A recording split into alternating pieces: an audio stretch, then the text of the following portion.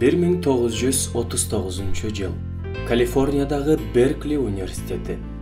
25 жаштагы студент Джордж Ежа Нейман деген профессордун статистика сабагына кечигип, шашып чуркап келаткан эле. 20 мүнөттөй кечигип, аудиторияга энтигип кирип келет да, башкалардын көңүлүн бурдурбаганга аракет кылып, орун алып отуруп калат. Эмнени өткөрүп жибергенин башкалардан сураганга батын албай, өз алдынча түшүнгөнгө аракет кылат. Сабак кызуу жүрүп жаткан. Доскада 2 маселе жазылып турган эле. Джордж бул маселелер тапшырмаго деп дептерине көчүрүп жазып алат. Сабактары бүтүп, үйүнө келип жанагы маселелерди чыгарганы отурганда, кыйналганынан улам сабакка кечигип барганына өкүнөт. Маселелер өтө оор болгондуктан оңой менен түшүнө албай, сабактын башында маанилүү нерселерди өткөрүп жибергенмин го деп ойлонот.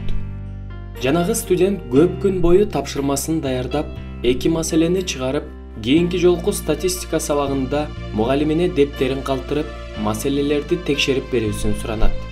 Мугалим эч нерсени ойлонбой эле дептерин алып калып, мен мындай тапшырма берген эмес элем го, деп ойлонуп калат. Арадан 2 жума өтөт. Профессордон жооп болбойт. Кийинки жумадагы сабактан кийин мугалим Джорджко келип, сенин дептериң текшерилүүдө деп айтат.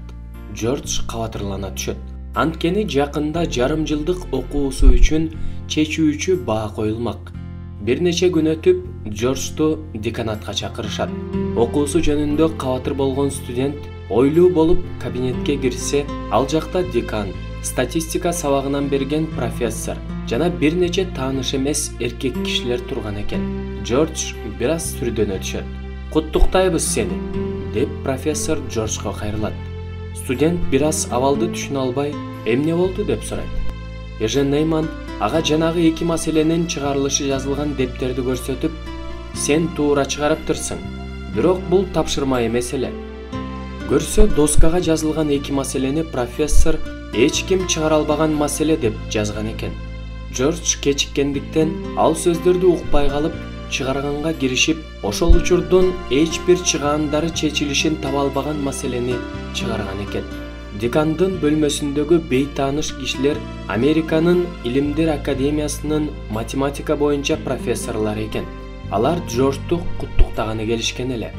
Бул студенттин толук аты жөнү Джордж Бернард Данцик.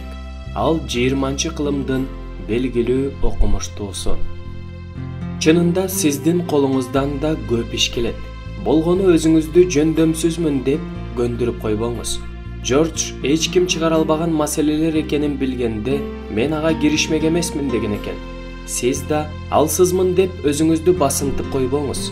Чоң ийгиликтерди жаратууга сиздин күчүңүз жетет.